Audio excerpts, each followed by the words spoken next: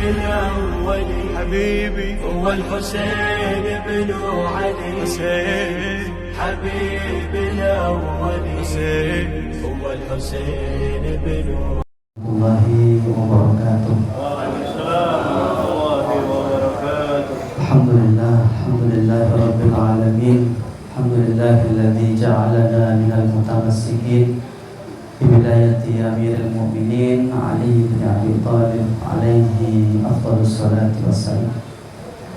الصلاة والسلام على المبعوث رحمة للعالمين حبيبنا وحبيب إله العالمين سيدنا ومولانا أبي القاسم المصطفى محمد. اللهم صل على محمد وآل محمد وعلى آله الطيبين الطاهرين لا سيما بقية الله في الأراضين. روحي وأرواحنا له الفداء واللعنة الدائمة على أعدائهم أجمعين من الآن إلى قيام يوم الدين. رب اشرح لي صدري ويسر لي أمري واحلل عقدة من لساني يفقهوا قولي. Alhamdulillah rabbil alamin. Segala puja, segala syukur senantiasa kita panjatkan atas segala nikmat yang telah Allah berikan kepada kita semua, sehingga pada Muharram kali ini kita masih diberikan kesempatan oleh Allah Subhanahu wa taala untuk kembali mengenang kesyahidan Abi Abdillah Al-Husain, dan kemudian dengan kesempatan yang diberikan kepada kita, mudah-mudahan kita bisa menaiki bahtera yang telah Allah sediakan bersama Al-Imam Al-Husain serta keluarga-keluarganya. Salawat serta salam senantiasa kita kirimkan atas junjungan kita Nabi besar Muhammad sallallahu alaihi wasallam, karena berkat perjuangan dakwahnya dan keluarganya kita bisa merasakan nikmatnya agama yang begitu indah, begitu nikmat agama yang telah diperjuangkan oleh Rasulullah dan keluarganya. Azamallahu ujurana wa ujurakum bimusabina bi Abi Abdillah Al-Husain. Asallahu an yaj'alana wa iyyakum minat talibina bisari ma'a walihi al-imam al-mahdi al-muntadhar ajallahu ta'ala farajahu syarif. Bela sungkawa yang sedalam-dalamnya saya ucapkan kepada diri saya pribadi dan termasuk antum semua sebagai pecinta Abi Abdillah Al-Husain atas musibah yang menimpa cucu tercinta Rasulullah sallallahu alaihi wasallam. Bela sungkawa juga kita kirimkan kepada para imam al-ma'sumin alaihim afdhalus salati wassalam, karena kita percaya bahwa orang-orang yang paling bersedih atas peristiwa yang terjadi di hari-hari seperti ini adalah para maksumin alaihim afdhalus salati wassalam. Sebagaimana diriwayatkan bahwasanya Imam Ja'far As-Shadiq ketika memasuki bulan Muharram, idza halla hilalu Ashur, ketika memasuki hari-hari atau 10 hari bulan Muharram, istadda husnuhu, maka kesedihannya semakin membesar, wa azuma bukauhu, dan juga tangisannya semakin membesar, ala musabi jaddihi Al-Husain, kesedihan semakin membesar atas musibah yang menimpa datuknya Abi Abdillah Al-Husain. Wan nasu ya'tunahu min kulli makanin wa janibin, dan kemudian ketika orang-orang mengetahui bahwa Imam Ja'far As-Shadiq bersedih atas musibah yang menimpa datuknya, orang-orang tersebut datang dari berbagai tempat yu'azzunahu, untuk bertakziah kepadanya, wa yuqimuna al-'aza bi musabi jaddihi Al-Husain, dan kemudian mengadakan atau mendirikan majelis aza untuk mengenang kesyahidan datuk dari Imam Ja'far As-Shadiq, yaitu Al-Husain. Maka kita harus percaya bahwa di momen-momen seperti ini para imam al-ma'sumin adalah orang-orang yang paling bersedih, termasuk al-Imam al-Asri wa zaman al-Muntadhar ajallahu ta'ala farajahu syarif, termasuk sosok yang paling bersedih di momen-momen seperti ini. Maka dari itu ayyuhal ikhwah dan akhwat, marilah kita jadikan momentum ini untuk betul-betul merefresh diri kita, untuk betul-betul kita mengenang apa yang sudah diperjuangkan oleh Abi Abdillah Al-Husain serta keluarganya. Ikhwan dan akhwat, para pecinta Abi Abdillah Al-Husain, di dalam ilmu teologi atau ilmu akidah dijelaskan bahwa segala sesuatu yang diciptakan oleh Allah Subhanahu wa ta'ala itu pasti ada tujuan dan hikmahnya. Tidak ada satupun dari ciptaan Allah Subhanahu wa ta'ala yang tidak ada tujuannya. Semua pasti ada tujuannya. Sebagaimana Allah berfirman dalam ayatnya yang berbunyi, Rabbana ma khalaqta hadza batila. Wahai Tuhan kami, tidak ada satupun yang Engkau ciptakan di dunia ini yang mana hal itu merupakan sesuatu yang batil atau sia-sia. Artinya segala yang diciptakan oleh Allah Subhanahu wa ta'ala adalah sesuatu yang pasti ada tujuannya. Dan tujuannya pun bukan kembali kepada Allah. Tidak seperti kita, ketika kita misalkan melakukan sesuatu, maka tujuannya kembali kepada diri kita. Seperti misalkan ketika kita membuat kursi, maka keuntungannya atau tujuannya kembali kepada diri kita. Berbeda dengan Allah, ketika menciptakan sesuatu, maka tujuan dari diciptakannya itu adalah untuk makhluknya. Allah menciptakan alam semesta adalah untuk supaya menjadi tempat kehidupan bagi makhluk-makhluknya. Allah Subhanahu wa ta'ala menciptakan matahari agar supaya mendukung kehidupan makhluknya. Allah Subhanahu wa ta'ala menciptakan air supaya makhluknya bisa melanjutkan kehidupan dan seterusnya. Semua yang diciptakan Allah Subhanahu wa ta'ala adalah tentu ada tujuannya, dan tujuannya kembali kepada makhluknya. Termasuk penciptaan manusia. Allah Subhanahu wa ta'ala menciptakan manusia tentu juga memiliki tujuan. Sebagaimana disebutkan dalam ayat Al-Quran, wa ma khalaqtul jinna wal insa illa liya'budun. Tujuan manusia diciptakan oleh Allah Subhanahu wa ta'ala adalah untuk supaya manusia menjadi seorang hamba. Menjadi seorang hamba ada satu keharusan yang harus dicapai oleh setiap manusia. Karena itu adalah tujuan yang diinginkan oleh Allah ketika Allah menciptakan manusia. Hamba adalah orang yang mengakui bahwa apapun yang ada di dalam dirinya itu bukan miliknya. Apa yang ada di sekitarnya itu bukan miliknya. Artinya bahwa seluruh yang dia miliki dan seluruh apapun yang ada di sekitar dia itu bukan miliknya. Sebagaimana kita ketahui bahwa seorang budak ketika memiliki seorang tuan, maka budaknya seolah tidak memiliki apa-apa. Apapun yang dia lakukan itu tergantung dengan apa yang diperintahkan oleh tuannya. Dia tidak memiliki apapun, tidak memiliki sesuatu apapun yang bisa dia banggakan. Itu hakikat seorang hamba.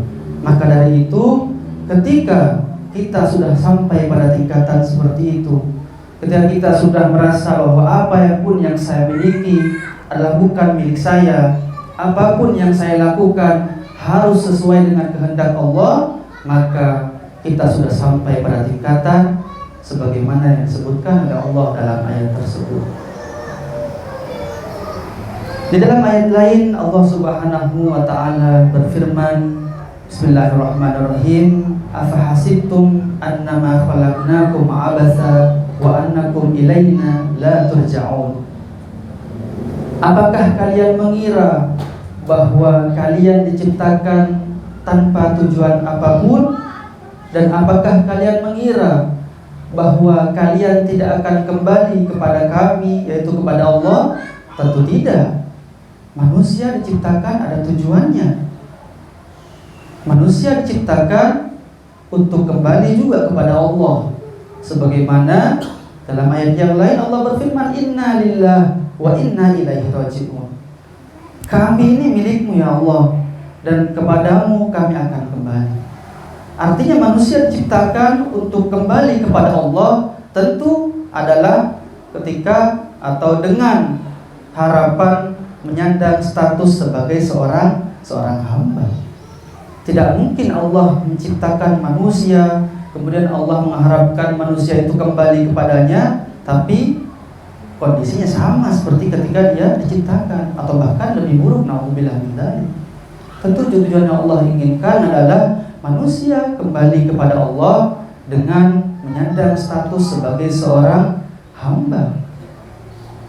Sebagai seorang hamba, itu yang diinginkan oleh Allah Subhanahu wa Ta'ala. Dan insya Allah mudah-mudahan kita semua yang berada di sini dan berada di luar tentunya, dan keluarga-keluarga kita semuanya termasuk ke dalam orang-orang yang berusaha untuk menjadi seorang hamba yang kemudian kita bisa sampai kepada Allah dengan menyandang status sebagai seorang hamba, tentu dengan perantara para maksumin alaihim afdhalus sholati wassalam. Ikhwan dan akhwat para pecinta Abi Abdillah Husain, di awal Muharram ini saya ingin menyampaikan satu hal mendasar yang harus kita miliki, yang harus kita yakini, yang harus kita betul-betul pahami agar supaya apapun yang akan kita lakukan ke depannya berkaitan dengan malam-malam azab Abi Abdillah Husain itu semakin bermakna. Karena tanpa satu hal mendasar ini, maka niscaya apapun yang akan kita lakukan untuk mengenang Abi Abdillah Husain itu tidak akan bisa maksimal sesuai dengan apa yang diinginkan oleh Allah Subhanahu wa Ta'ala. Satu hal tersebut yang harus kita miliki untuk kemudian bisa memaksimalkan kesedihan kita di bulan Muharram ini adalah ma'rifah, pengetahuan, pemahaman, dan juga keyakinan tentang hal-hal yang berkaitan dengan Muharram, hal-hal yang berkaitan dengan peristiwa yang menimpa Abi Abdillah Husain dan keluarga-keluarganya.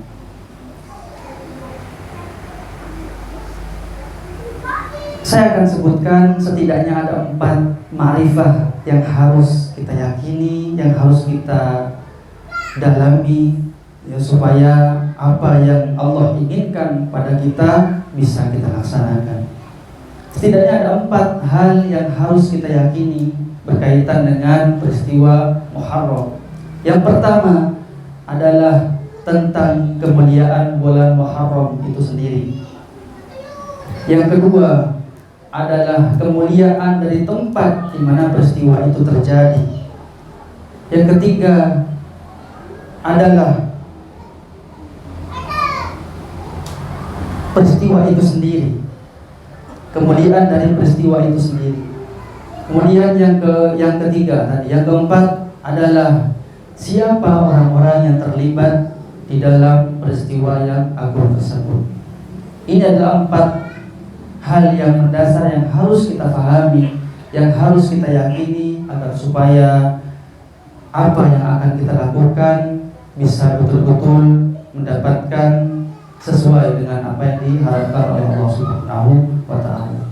Yang pertama, Muharram adalah bulan yang mulia, sebagaimana Allah berfirman dalam salah satu ayat Qur'annya, Bismillahirrahmanirrahim, Inna iddatasy syuhur indallah 12 syahra.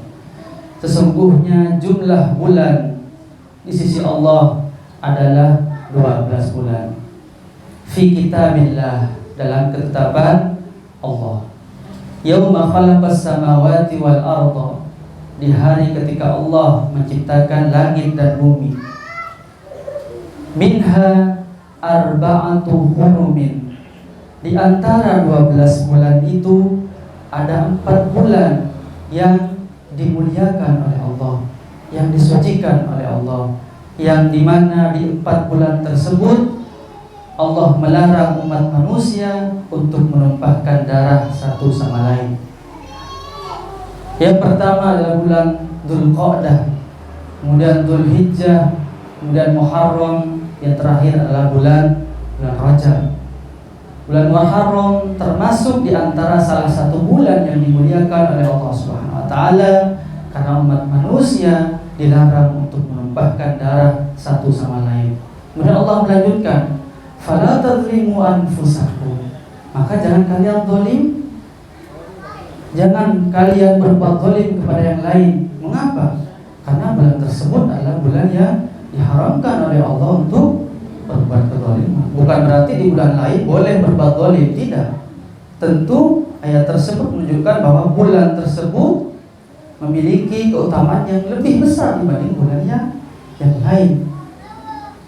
Sehingga Allah Subhanahu wa taala kemudian melarang umat manusia untuk menumpahkan darah satu sama lain, untuk berbuat zalim kepada yang lain di salah satu di antara 4 bulan tersebut. Dan Muharram adalah salah satu di antaranya. Ini menunjukkan kepada kita bahwa bulan Muharram adalah bulan yang mulia. Ditambah lagi peristiwa yang agung yang menimpa Abi Abdillah Husain dan keluarganya semakin menambah kemuliaan yang ada pada bulan Muharram ini.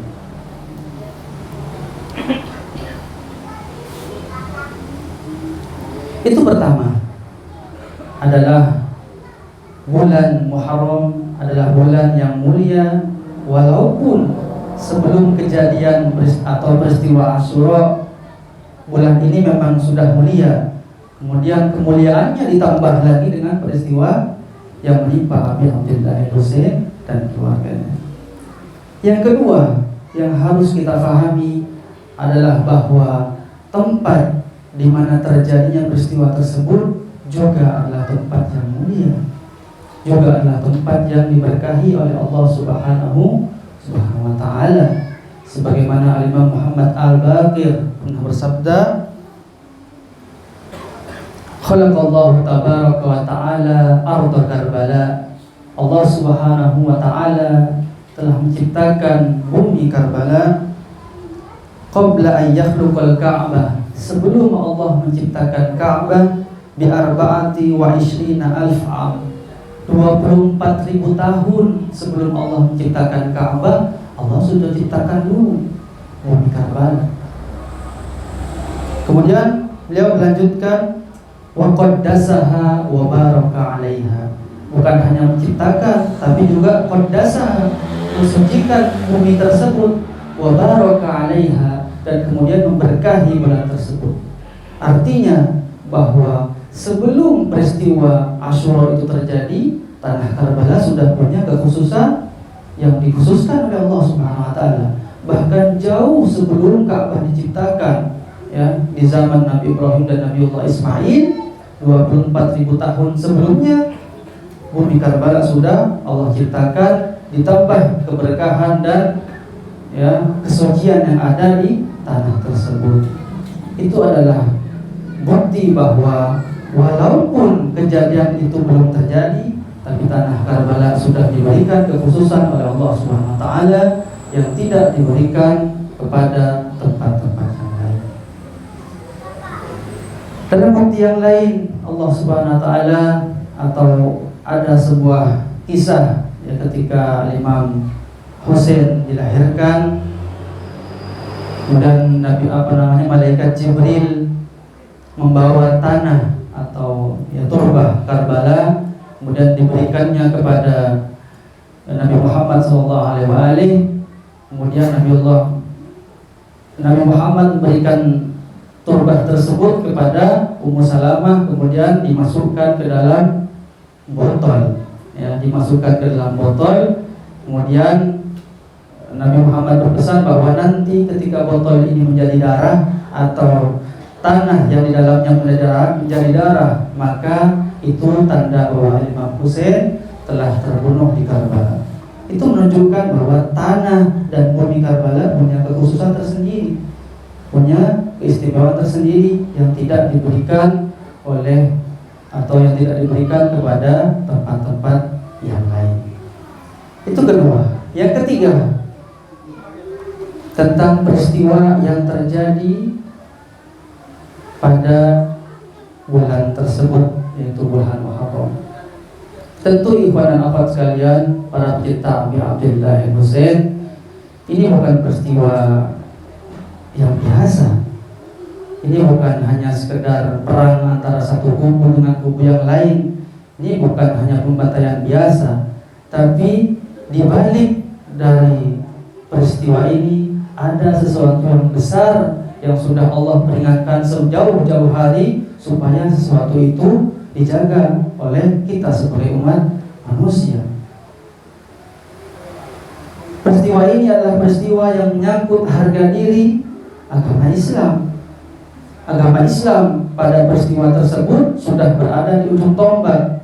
Apakah Islam tetap tegak atau justru runtuh karena ego manusia-manusia yang haus akan kekuasaan dunia?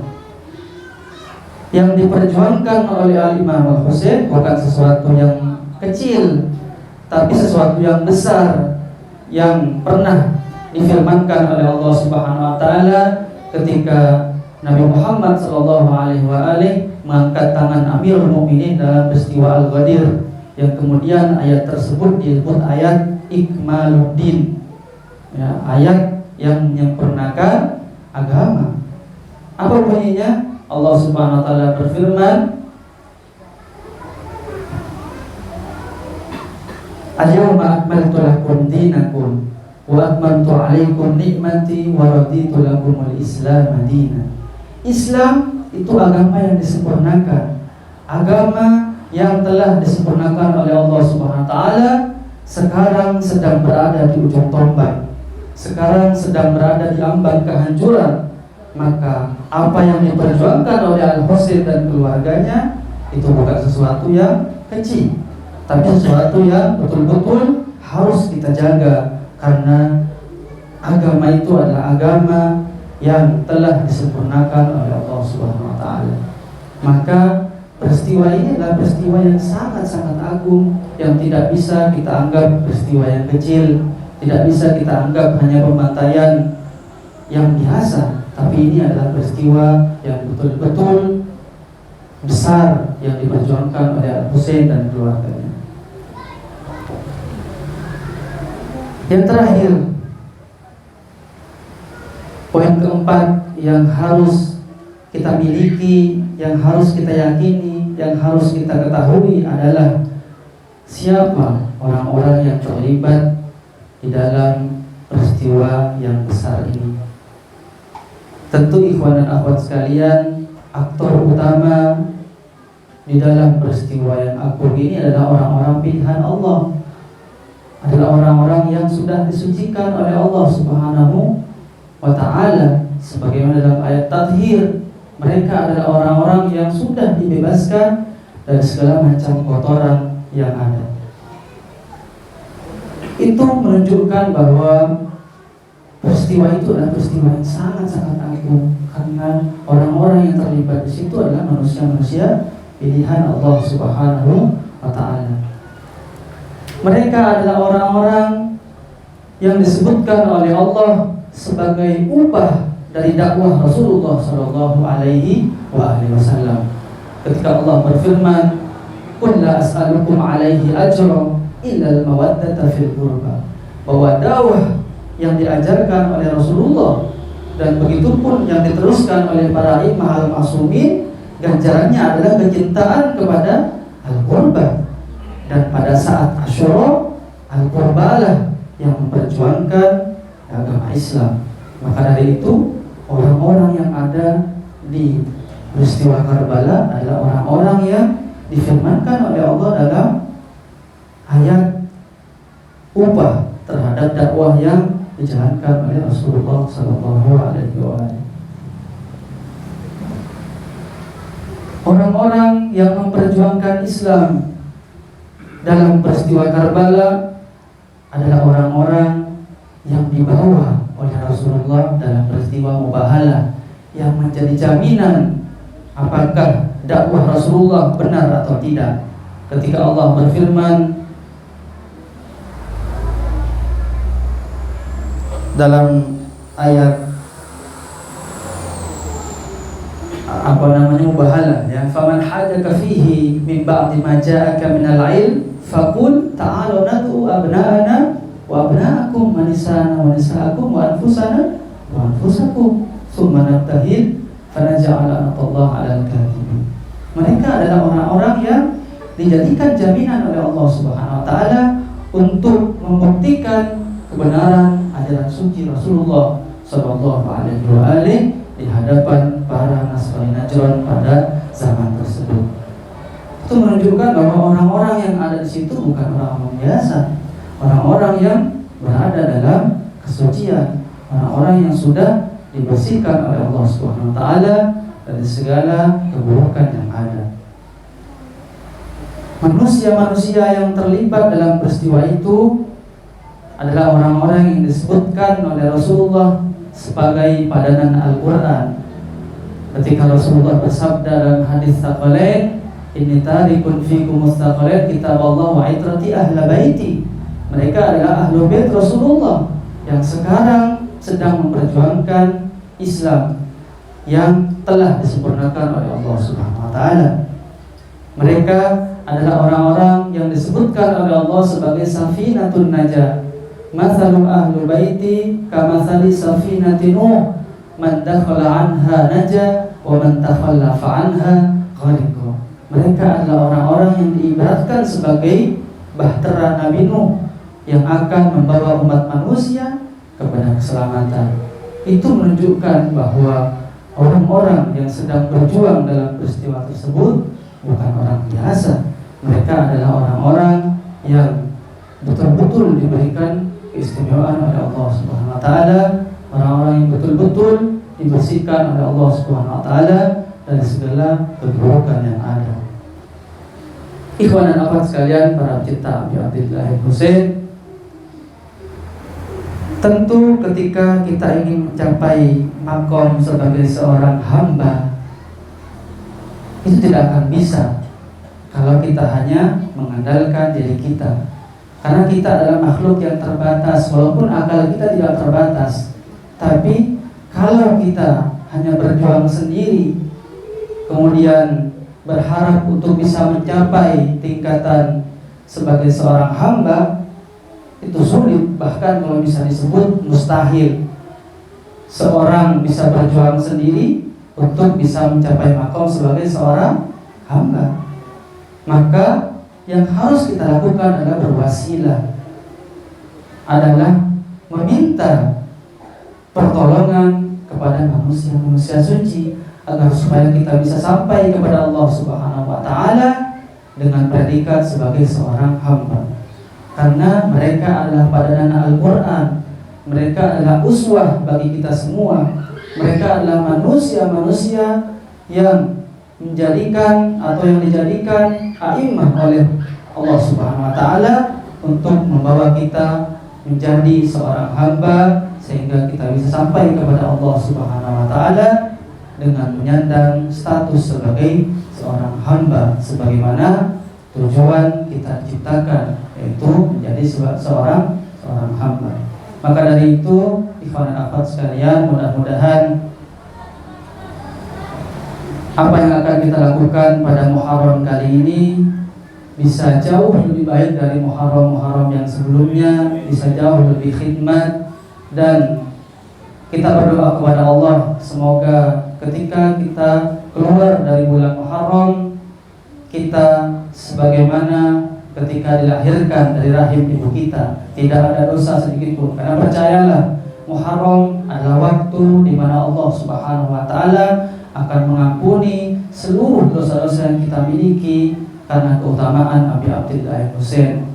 Air mata yang kita teteskan dari hari pertama sampai nanti hari puncak itu akan menjadi saksi bahwa dosa-dosa kita akan diampuni oleh Allah Subhanahu wa taala, dan air mata kita akan menjadi saksi atau akan bisa memadamkan api neraka yang Na'udzubillah, yang Allah sudah siapkan bagi orang-orang yang lebih menuruti hawa nafsunya daripada hati nuraninya. Mungkin itu yang bisa saya sampaikan. Kurang lebihnya saya mohon maaf. Sekali lagi saya ucapkan bela sungkawa yang sedalam-dalamnya kepada kita semua. Semoga Abi Abdillah Husain dan keluarga-keluarga sucinya sudi untuk melihat kita, sudi untuk menarik tangan kita, untuk kemudian beliau dan keluarga-keluarganya bisa membawa kita semua ke dalam bahtera Safinatun Najah yang telah Al-Husain sediakan untuk kita semua. Sallallahu alaihi Muhammad wa ali Muhammad. Assalamualaikum warahmatullahi wabarakatuh.